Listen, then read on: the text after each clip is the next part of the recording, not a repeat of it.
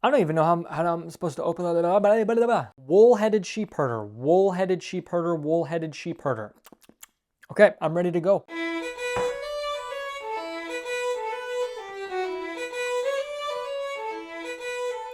So I just wanted to give you a little update on my Wheel of Time journey. So I am a first-time reader of Wheel of Time, and I am currently on book 10 of Wheel of Time, Crossroads of Twilight. I think I'm on chapter 4, and my gosh, let me tell you, it is so slow. I'm kidding. I have like 5 chapters left, so we're still slogging through. I'm kidding. We're finished with Crossroads of Twilight. But I actually finished Knife of Dreams. My gosh, the sun is bright! Knife of Dreams. I just finished this a couple days ago, thus marking the last book written by Robert Jordan in his massive series of Wheel of Time. And let me tell you, it was bittersweet. So I am now officially 11 books through the Wheel of Time. That leaves me with the last 3 books of Wheel of Time, written by Brandon Sanderson. I'm going to share my thoughts through the first 11 books of Wheel of Time and what my reading journey has been like through the Wheel of Time. I just love saying the Wheel of Time. Please, take a sip of your coffee or your beverage every time I say Wheel of Time. So I'm going to start off with Knife of Dreams. This was Robert Jordan's last book in the Wheel of Time. Throughout the entire book, I caught myself smiling and tearing up with just appreciation for what this man set forth and just created. Robert Jordan is truly a genius. He's overly descriptive. Everything has names, places, persons, things, horses, every street, every hill, every geographical location. Everything has a name, and everything has a description, a 2-page description. And goodness, the spanks. Every culture punishes each other by spanking each other. But you put that all aside, you throw that away, and you've got one of the greatest series of all time right here. This man is a genius. How Robert is able to keep all these details and plot lines and unknowns in his head and organized and present that to the reader in the most organic and natural way is it's amazing. I am in awe with what Robert Jordan has done. And I'm truly excited to see what Brandon Sanderson does with the last 3 books. So many things were brought to the surface in Knife of Dreams that I thought were lost to the wind. Tom Maryland's letter, my gosh, I was... What? Like from book 5 to now, and Matt, like just that whole thing. Matt and the Daughter of Nine Moons, I love that development and that relationship and how organic and natural that just developed. Knife of Dreams just made me love Matt. This was Matt's book, and he is one of my favorite characters ever, period. So it's hard for me to review each of these books one by one and go into grand detail because it's been a year and a half reading these books. So I'm going to go ahead and just talk about my journey in broad strokes. The way characters develop in the most natural ways, the way information travels throughout the world and gets kind of muddled and manipulated through different ears and mouths. The magic system. Robert Jordan has one of the most in-depth magic systems ever. And he doesn't hit you on the head with it over and over and over again. And he doesn't explain it in crazy amounts of detail. He does have some ambiguity and some mystery to it and some poetry to it. It's crazy to think that I'm 11 books in and I still have questions about the magic system, which is what I like. I don't want to know everything. I want to be left in the dark on certain things. And with the magic system, how there's basically two different halves of the magic system and maybe even a third. And there's other types of magic with, animals and the dream world and traveling. It's crazy. I also absolutely love the world building. I think, yeah, he can be a little overly descriptive on things, but this is one of the most fully realized living and breathing worlds I've ever set foot in. And I truly have been able to set foot in Robert Jordan's world. What do I hate or dislike about the series? I think it's just the names. I absolutely hate how many names there are. I can't stand the fact that every person, every place, every tavern, every city district, every geographical location or monument, every horse has a name. I can't keep up with it. And it was a big struggle in books 4 and 6. Book 10, I felt like, had some of that. Having to read all these different names and keep track of them really hindered my momentum in the series. But it didn't make me stop. I kept going through it. That is my biggest dislike. I don't mind the fact that Robert Jordan is overly descriptive or even repetitive in his descriptors, like Nynaeve's braid tugging or the twirling of the mustache of Tom Merlin. Mustaches. He's got 2 mustaches. Who knew? Loyal's sausage fingers and ear twitching. Those don't annoy me anymore because I've come to appreciate them and actually be comforted by them. It's nostalgic to me, and these descriptors are familiar. And with so many names and characters to keep track of, when you do have some of the same descriptors, it's kind of nice. Be like, okay, good. We're with Nynaeve, she's tugging her braid. Okay, we're with Tom Merlin, and he's twirling his 2 mustaches. But other than that, that's really all I've disliked.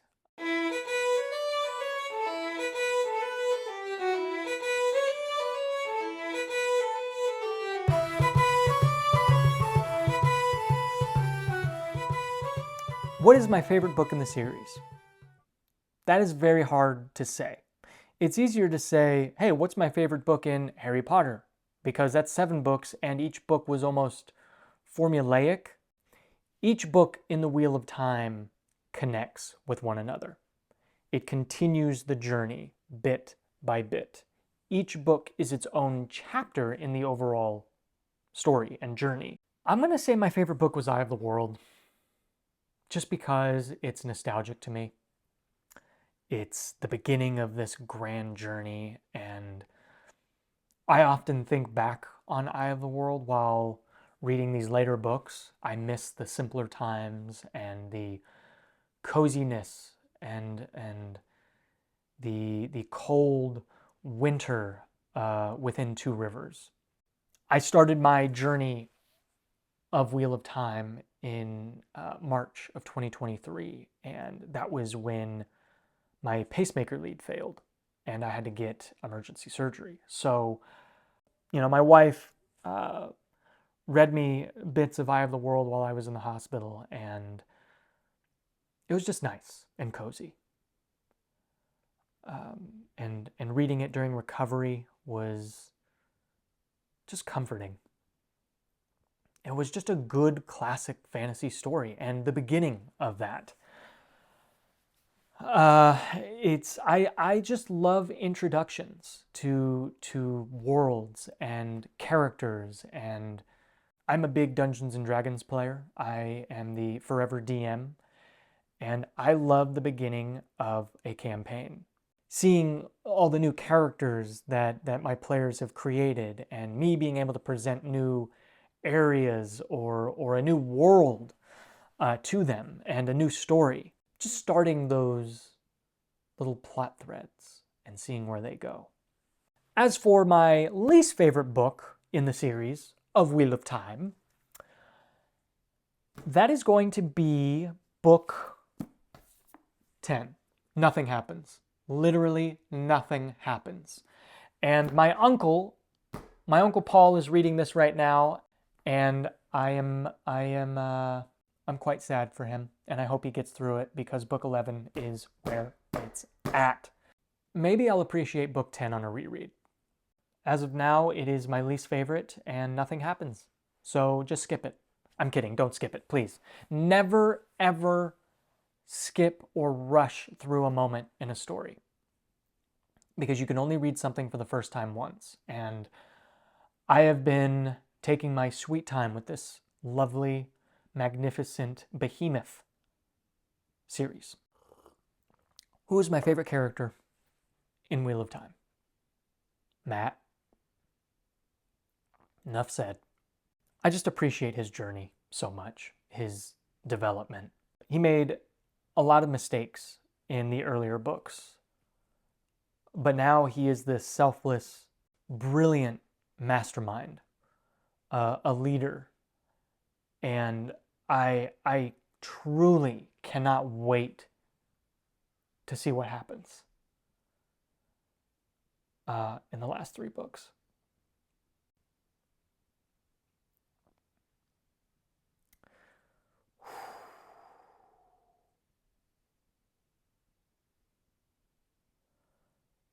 I'm trying not to get emotional here, but when you're nearing the end of a series, it's tough.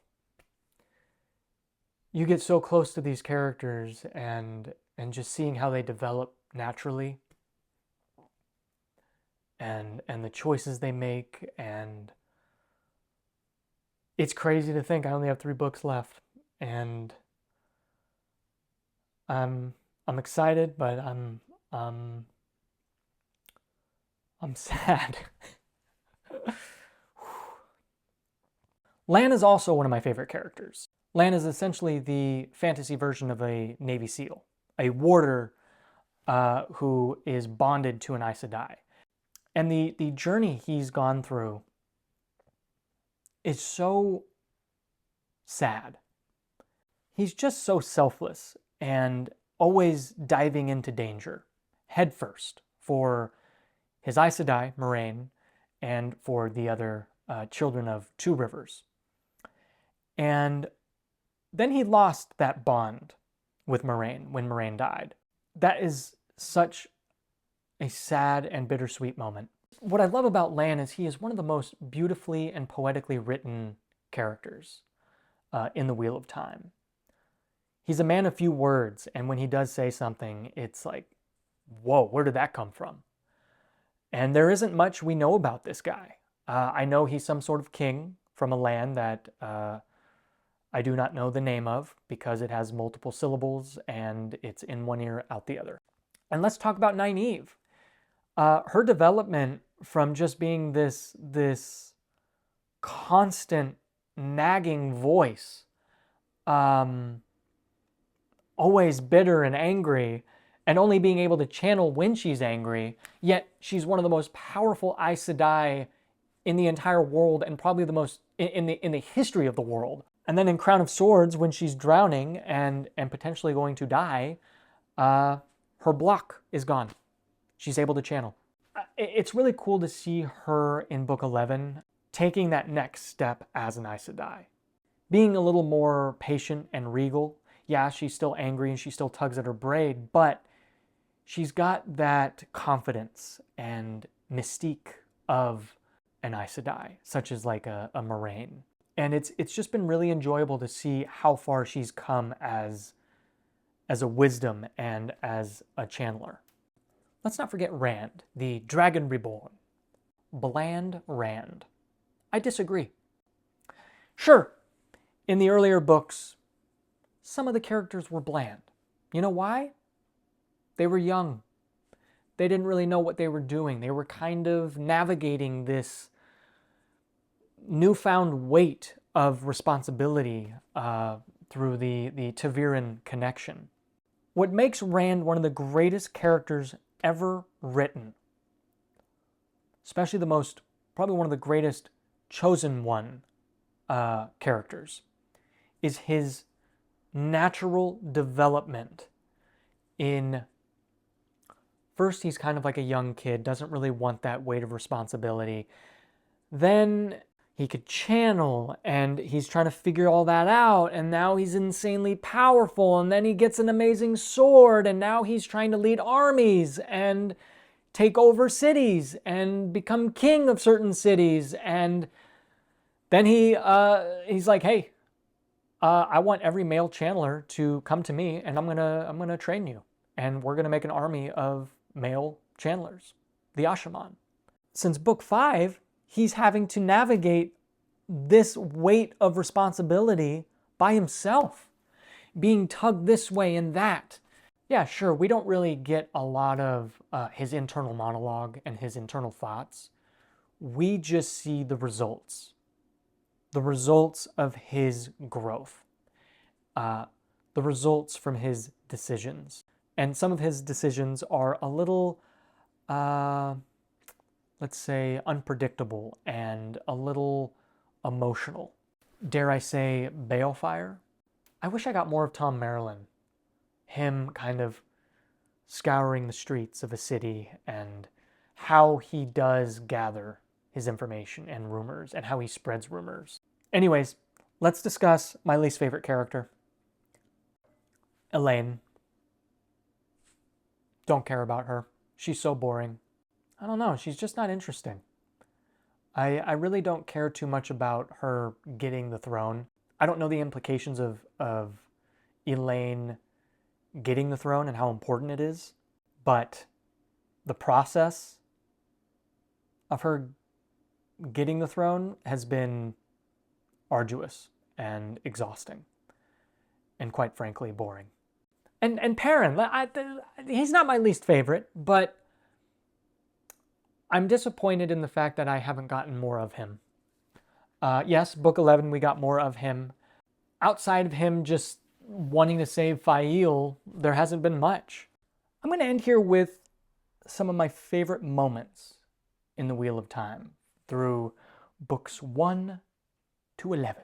There are so many great moments in the series that I have forgotten about, but there are some that have stuck with me. So I'm going to kind of go off the dome here and just kind of go, just tell you what I remember.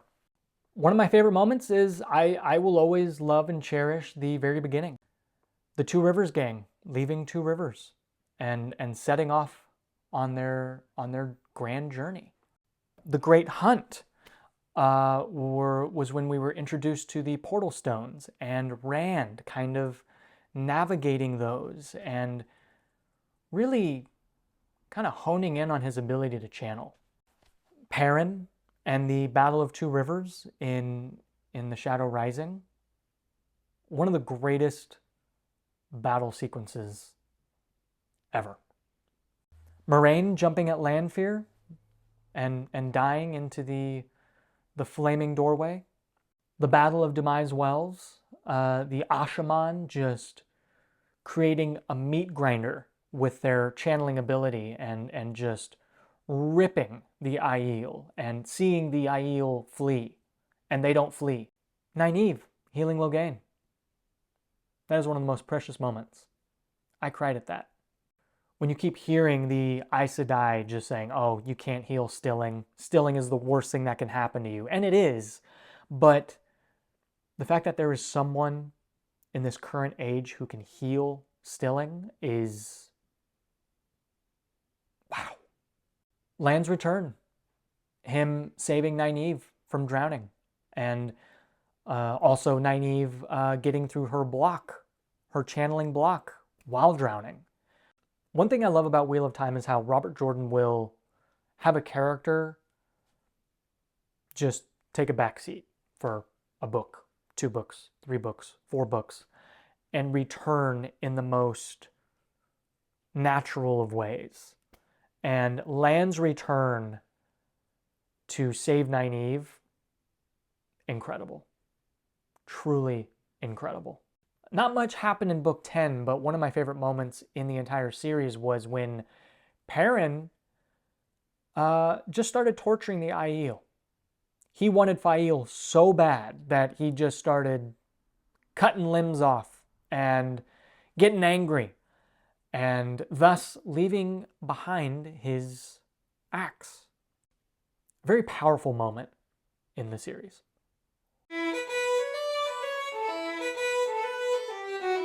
Another one of my favorite moments is Moiraine's letter to Tom.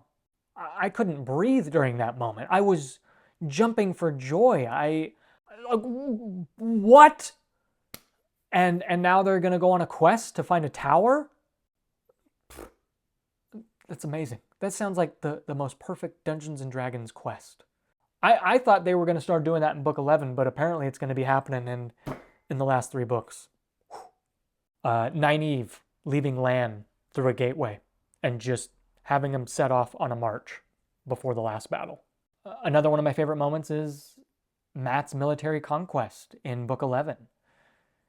His ability to use only a few thousand troops and some unique military hardware and technology to decimate the Sanchan. Oh, and you can't forget Perrin and his military conquest, the use of, was it fork root? I can't remember. And he polluted the wells and aqueducts of the Shido camp and city, utilized the fog to go after the Shido and save Fael. I can't believe it, but I only have 3 books left, and I'm sad, but I'm excited. So thank you for listening to my thoughts on the Wheel of Time. And I know a lot of this was kind of off the dome, but I will definitely make more in-depth videos in the future about Wheel of Time. There's just so many moments to keep track of, and so many characters and developments. Wheel of Time has been one of the most rewarding journeys I've ever experienced in literature. I don't recommend it for everyone, but I'm thankful I took the step into this grand world. Thank you for watching and hearing my thoughts on the Wheel of Time.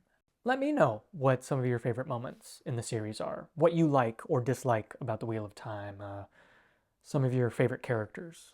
But keep it to books 1 through 11, because I do not like spoilers and I do not want to be spoiled. So yeah, thank you for watching.